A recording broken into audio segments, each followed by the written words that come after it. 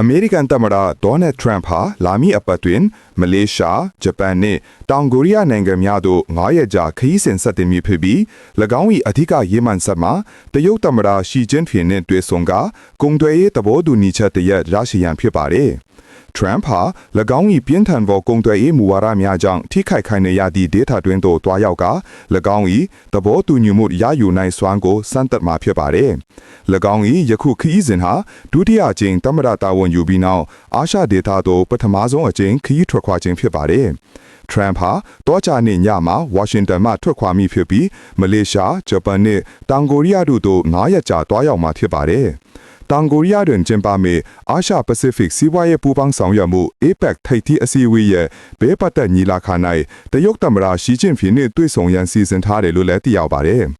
ကုန်သွယ်ရေးကိုက်ကွဲများပိုမိုမဆိုးရွားစေရန်နှင့်စီးပွားရေးဆိုင်ရာသဘောတူညီချက်တရက်ရရှိရန်ထရန့်ကမျှော်လင့်ထားပါတယ်။၎င်းကရှီကျင်းဖျင်နှင့်အရာအလုံးအတွက်သဘောတူညီမှုရရှိလိုကြောင်းပြောကြားခဲ့ပါတယ်။တရုတ်နှင့်ကုန်သွယ်ရေးတင်မာမှုများမြင့်တက်လာပြီးတွေ့ဆုံမှုအစီအစဉ်ကိုပယ်ဖျက်မိဟုထရန့်ကချင်းချောက်ခဲ့ဘူးတော့လေယခုအခါတွေ့ဆုံမှုအားအတည်ပြုခဲ့ပြီး၎င်းတို့နှစ်ဦး၏တွေ့ဆုံမှုရလဒ်ကိုကမ္ဘာ့ဈေးကွက်များကအထူးစောင့်ကြည့်နေကြောင်းသိရပါတယ်။